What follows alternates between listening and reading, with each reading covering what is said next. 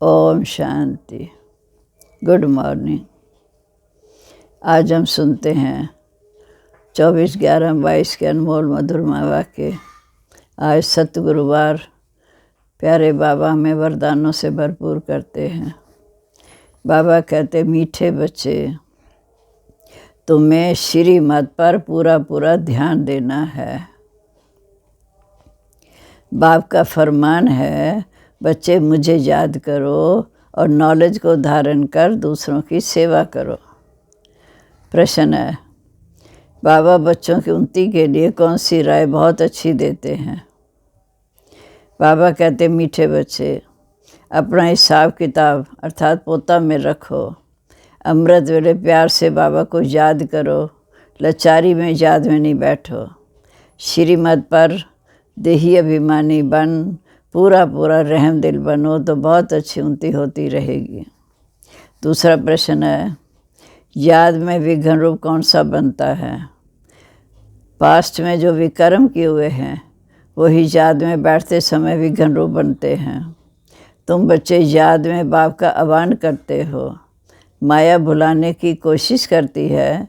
तुम याद का चार्ट रखो, मेहनत करो तो माला में पिरोए जाएंगे।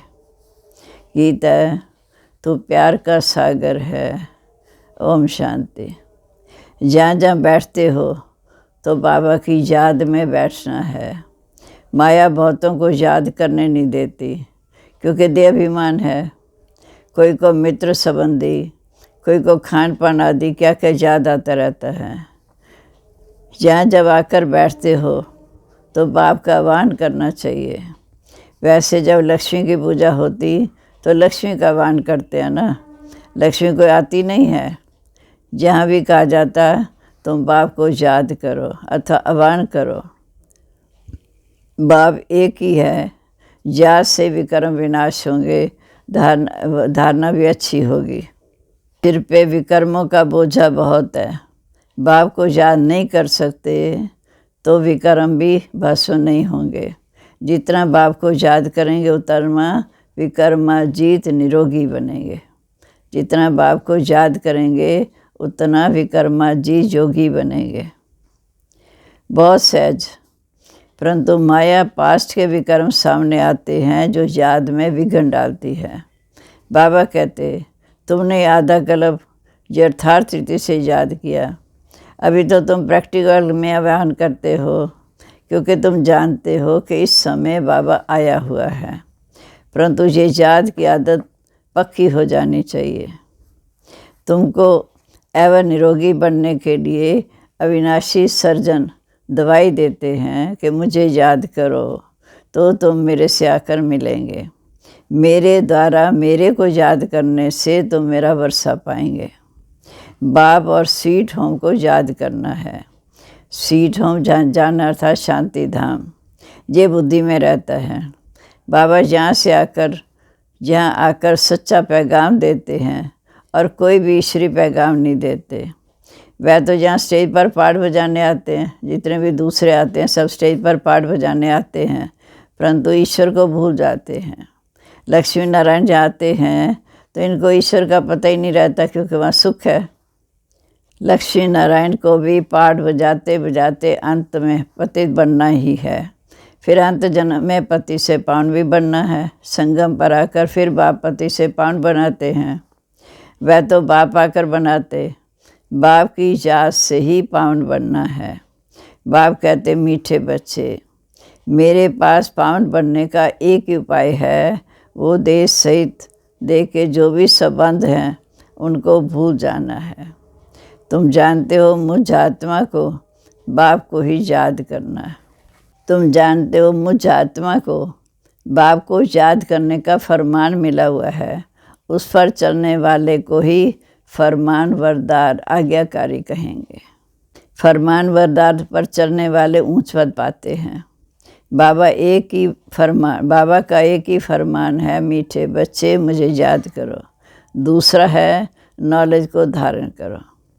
एक मुझे याद करो, दूसरा नॉलेज को धारण करो। याद नहीं करेंगे तो सजाएं बहुत खानी पड़ेंगी। सुदर्शन चक्र फिराते रहो तो धन बहुत मिलेगा।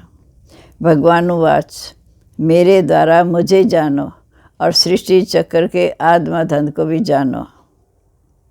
ये दो बातें मुख्य हैं, मुझे जानो, सृष्टि चक्र को जानो। ये दो बातें मुख्य हैं जिस पर ध्यान देना है। भगवानुवाच मेरे द्वारा मुझे भी जानो, सृष्टि चक्र के आत्मधन को भी जानो। ये दो बातें मुख्य हैं जिस पर ध्यान देना है। श्रीमत पर पूरा ध्यान देंगे तो ऊंच पद पाएंगे। फिर रहमदिल भी बनना है, सबको रास्ता बताना है, अर्थात सबका कल्याण करना है। मित्र संबंधियों आदि को भी सच्ची यात्रा पर ले जाने की युक्ति रचनी है। वो है जिस्मानी यात्रा, ये है रूहानी यात्रा। ये स्पिरिचुअल नॉलेज कोई के पास नहीं है। ये है रूहानी नॉलेज। सुप्रीम रूह ये नॉलेज देते हैं रूहों को। रूहों को ही वापस ले जाना है। अमृत वेले जब आकर बैठते हैं, कोई तो लाचारी आकर बैठते हैं, उनको अपने उन्नति का कुछ भी ख्याल नहीं आता। बच्चों में देह अभिमान बहुत है। देही अभिमानी हो, रहम दिल बन, श्रीमत पर चलो। बाप कहते अपना चार्ट रखो। कितना समय याद करते हैं। आगे चार्ट रखते थे, अच्छा बाबा को ना भेजो, अपना चार्ट बाबा को ना भेजो तो अपने पास तो रखो। अपनी शक्ल देखनी है कि हम लक्ष्मी को वरने लायक हैं। व्यापारी लोग अपना पोता में रखते हैं, कोई कोई तो सारे दिन की दिनचर्या का भी ध्यान रखते हैं। हाँ भी आदत होती है लिखने की। ये बाबा तो बहुत अच्छी राय देते हैं कि अपना हिसाब किताब रखो। जितना समय याद किया, कितना समय किसको समझाया, ऐसे चार्ट रखेंगे तो बहुत उन्नति होगी। माला के दाने जो बनते हैं उनको पुरुषार्थ बहुत करना है। बाबा ने कहा ब्राह्मणों की माला भी नहीं बन सकती, अंत में बनेगी जब रुद्र माला बनेगी, अर्थात जब अंत में जब नंबर 1 बनेंगे तब ब्राह्मणों की माला बनेगी, अर्थात जब विष्णु के राजधानी में आने योग्य बनेंगे। बाबा ने कहा माला के दाने जो बनते हैं उनको पुरुषार्थ बहुत करना है। ब्राह्मणों की माला भी नहीं बन सकती, अंत में बनेगी। ब्राह्मणों की माला भी नहीं बन सकती, अंत में बनेगी जब रुद्र की माला बनेगी। ब्राह्मणों की माला तो बदलती रहती है। आज 3-4 नंबर में है, कल लास्ट नंबर 16,108 में चले जाते हैं। कोई गिरते हैं तो बिल्कुल दुर्गति को पा लेते हैं। माला से तो गए, प्रजा में भी चंडाल जाकर बनेंगे। जो बाबा के बच्चे फिर विकारों में गिरते हैं तो वो माला से तो गए, प्रजा में भी चंडाल जाकर बनेंगे। अगर माला में पिरोना है तो मेहनत करो। बाबा ने कहा अगर माला में पिरोना है तो मेहनत करो। बाबा सबके लिए बहुत अच्छी राय देते हैं। भले गूंगा हो, कोई भी हो, इशारे से बाबा को याद कर सकते हैं। अब लूले कैसे भी हो, तंदुरुस्त से भी ज़्यादा ऊंच पद पा सकते हैं। यहाँ तो पुरुषार्थ की बात है। सेकंड में जीवन मुक्ति गाई हुई है। बाबा का बना वर्षा मिल गया, उनमें भी नंबरवार पद है। बाबा का बना और वर्षा मिल गया, उनमें भी नंबरवार पद है। बच्चा पैदा हुआ, वर्षे का हकदार बन गया।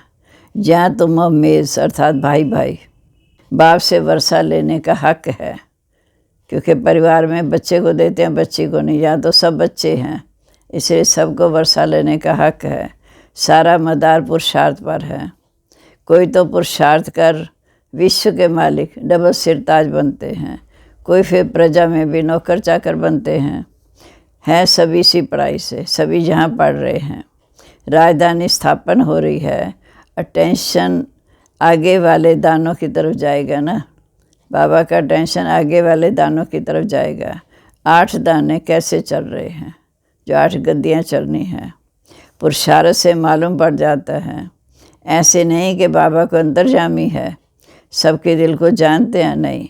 जानी जाननहार अर्थात नॉलेजफुल, सृष्टि के आत्मधन को जानते हैं। बाकी एक एक के दिल को थोड़ी जानते हैं कि अंदर क्या चल रहा है। मुझे थॉट लीडर समझा है क्या? वास्तव में जानी जानहार अर्थात नॉलेजफुल। सृष्टि के आत्माधन की नॉलेज मेरे पास है। ये चक्र फिर से कैसे रिपीट होता है, मैं उस रिपीटिशन के राज को जानता हूँ। ये सब राज तुम बच्चों को आकर समझाता हूँ, जो मैं जानता हूँ आकर तुम्हें समझाता हूँ। हर एक समझ सकते हैं कि परमात्मा कौन है, कितनी सर्विस करते हैं। वो चेतन मनुष्य सृष्टि का बीज रूप है, नॉलेजफुल है। हम जो नॉलेज जानते हैं वह तुमको पढ़ाता हूँ। बाकी तुम क्या क्या करते हो वो सारा दिन बैठ देखूँगा क्या? मैं तो सहज राज योग ज्ञान सिखाने आया हूँ। बाबा कहते हैं बच्चे तो बहुत हैं, बच्चे ही पत्र आदि लिखते हैं। मैं भी बच्चों के आगे प्रत्यक्ष होता हूँ। फिर वो सगा या लगा सो फिर मैं समझ सकता हूँ। हर एक की पढ़ाई है। श्रीमत पर सभी को एक्ट में आना है, कल्याणकारी बनना है। फिर बाबा ने कहा तुम बच्चे हो, बृहस्पति को अर्थात वृक्षपति डे कहा जाते हैं। तुम जानते हो कि बृहस्पति अर्थात वृक्षपति डे। वृक्षपति सोमनाथ भी ठहरा। बहुतों बच्चों को बहुत करके गुरुवार के दिन स्कूल में बिठाते हैं। सतगुरुवार अच्छा मानते हैं, गुरु भी करते हैं। तुमको तो सोमनाथ बाप स्वयं आकर पढ़ाते हैं। रुद्र भी सोमनाथ को कहते हैं रुद्र ज्ञान जग रचा। ये एक ही जग चलता है जिसमें सारी पुरानी दुनिया की सामग्री स्वाहा होनी है। तत्व भी उथल पाथल में आ जाते हैं, वह सब इसमें स्वाहा होंगे। सामने महाभारत लड़ाई खड़ी है। ये सब शांति के लिए जग रचते हैं। इस जग से ही विनाश ज्वाला प्रज्वलित होती है। ये भ्रष्टाचारी दुनिया इसी जग में स्वाहा होने वाली है। ये सब बच्चों को देखना है, परंतु देखने वाले भी बड़े महावीर चाहिए। मनुष्य तो हाया करेंगे। तुम्हारे लिए लिखा हुआ है कि मरुआ मौत मलू का शिकार। कईयों के लिए मौत होगी, कईयों के लिए सतयुग की बादशाही का शिकार होगा। सतयुग में बहुत थोड़े मनुष्य थे, एक ही धर्म था। जब कलयुग के अंत में देखो कितने मनुष्य हैं, कितने धर्म हैं। सतयुग ज़रूर आना है। सृष्टि चक्कर चलते चलते सतयुग ज़रूर आना है। अब सतयुग की स्थापना कौन करेगा? एक रचयिता बाप ही करेंगे। कलयुग का विनाश भी सामने खड़ा है। तुम भूल गए हो कि गीता का भगवान कौन है। भगवान ने स्वर्ग की स्थापना की, इसमें लड़ाई की तो कोई बात ही नहीं। उससे माया पर जीत पहनाई। भगवान ने स्वर्ग की स्थापना की, उन्होंने असुर और देवताओं की लड़ाई दिखाई। भूल गए हो कि गीता का भगवान कौन है। भगवान ने स्वर्ग की स्थापना की, इसमें लड़ाई आदि की तो कोई बात ही नहीं। उसमें माया पर जीत पहनाई है। इस राज को ना समझ उन्होंने असुर और देवताओं की लड़ाई दिखा दी। असुर कलयुग में, देवताएं सतयुग में। वह तो होती नहीं। तुम बच्चों को बाप द्वारा पास्ट प्रेजेंट फ्यूचर की नॉलेज मिली है। ये स्वदर्शन चक्र तुमको फिराना है। बाप और रचना को याद करना है। कितनी सहज बातें हैं। गीत है तो प्यार का सागर है। आज बाबा ने लिखा कि तुम ocean of knowledge, ocean of bless लिखते हो ना, बाकी ओशन ऑफ लव भी ज़रूर लिखना चाहिए। ज्ञान का सागर, ब्लेस रहम का सागर, बाकी ओशन ऑफ लव प्यार का सागर। बाप की महिमा बहुत है। गीता तो प्यार का सागर है। आज बाबा ने लिखा तुम ocean of knowledge, ocean of bless लिखते हो, बाकी ओशन ऑफ लव भी ज़रूर लिखना चाहिए। बाप की महिमा बहुत है। श्री कृष्ण के लिए लिखा 16,108 रानियाँ थी।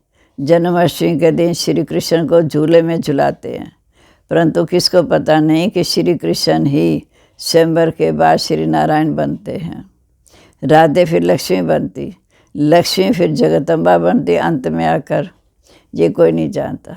फर्स्ट जन्म श्री कृष्ण, फिर श्री नारायण, फिर वो 84 के चक्कर में आकर अंत में आकर फिर श्री राधे जगदम्बा।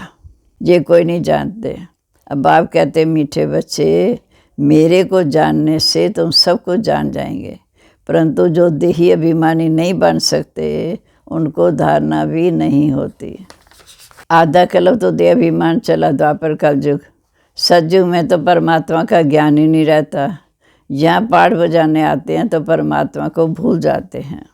ये तो समझते हैं कि आत्मा एक शरीर छोड़ दूसरा लेती है। सतयुग में इतना ज्ञान रहता, परंतु वहाँ दुख की बात नहीं। ये परमात्मा की महिमा है कि वो ज्ञान का सागर है, प्रेम का सागर है। मन मना भव मध्याजी भव, ये एक बूंद है। ये मिलने से हम विशेष सागर से क्षीर सागर में चले जाते हैं। ये एक बूंद है, मन मना भव मध्याजी भव। ज्ञान का सागर, प्रेम का सागर एक बूंद है, मन मना भव मध्याजी भव। ये मिलने से विशेष सागर से क्षीर सागर में चले जाते हो। स्वर्ग में दूध घी की नदियाँ बहती हैं, ये सब महिमा है। ये भी तुम जानते हो कि स्वर्ग किसको कहा जाता। भले अजमेर में स्वर्ग का मॉडल है, परंतु जानते कुछ भी नहीं। तुम कोई को समझाओ तो झट समझ जाएंगे। जैसे बाबा के पास आत्मधन का ज्ञान है, तुम बच्चों की बुद्धि में फिरना चाहिए ना। बाप की महिमा एक्यूरेट सुनानी है। उनकी महिमा अपरम अपार है। सब एक जैसे तो हो नहीं सकते, हर एक को अपना अपना पाठ मिला हुआ है। विष्णु का साक्षात्कार किया, वहाँ प्रैक्टिकल में देखेंगे इन आँखों से, फिर साक्षात्कार होना बंद हो जाएगा। सतयुग त्रेता में न साक्षात्कार न भक्ति, संगम पर सब कुछ होता। फिर भक्ति मार्ग में ये सब बातें शुरू होती हैं। सतयुग त्रेता में न साक्षात्कार होता न भक्ति, फिर भक्ति मार्ग में ये सब बातें शुरू होती हैं। कितनी अच्छी बातें बाबा समझाते हैं, जो फिर बच्चों को औरों को समझानी है कि बहनों और भाइयों, आकर बच्चे यथार्थ महिमा को जानते हो। अच्छा जी, मीठे मीठे सिक्के लदे बच्चों प्रीत, माता पिता बाप दादा का याद प्यार, गुड मॉर्निंग। रूहानी बाप की रूहानी बच्चों को नमस्ते। हम रूहानी बच्चों की रूहानी बाप दादा को नमस्ते। नमस्ते बाबा, गुड मॉर्निंग। शुक्रिया बाबा, शुक्रिया। कितना हमें बचाते हो विकर्म करने से। धारणा के लिए मुख्य सार, पहली पॉइंट, हर एक्ट श्रीमत पर करनी है। सबका कल्याणकारी रहमदिल बन सेवा करनी है। दूसरा, याद की आदत पक्की डालनी है। याद में बैठते समय याद की आदत पक्की डालनी है। याद में बैठते समय कोई भी मित्र संबंधी खान पान आदि याद ना आए, इनका टेंशन रखना है। याद का चार्ट रखना है, कितना समय बाबा को याद किया। अब आज का वरदान, नॉलेजफुल बन वरदान है। नॉलेजफुल बन, व्यर्थ को समझने, मिटाने, परिवर्तन करने वाले नेचुरल योगी भव। आज वरदानी दिन है। प्यारे बाबा से वरदान लेकर सबको बांटने हैं। नेचुरल योगी बनने के लिए मन और बुद्धि को व्यर्थ से बिल्कुल फ्री रखो। इसके लिए नॉलेजफुल के साथ साथ पावरफुल बनो। भले नॉलेज के आधार पर समझते ही हो कि ये रॉन्ग है या राइट है, ये ऐसा है, लेकिन अंदर वो समाओ नहीं। हर एक के प्रति शुभ भावना। ज्ञान अर्थात समझ, और समझदार उसको कहा जाता जिसको समझना भी आता हो, मिटाना भी आता हो, परिवर्तन करना भी आता हो। जब व्यर्थ वृत्ति, व्यर्थ वाइब्रेशन स्वाहा करो, तब कहेंगे नेचुरल योगी। स्लोगन है, व्यर्थ से बेपरवाह बनो लेकिन मर्यादाओं में नहीं। व्यर्थ से बेपरवाह बनो लेकिन मर्यादाओं में नहीं। ओम शांति।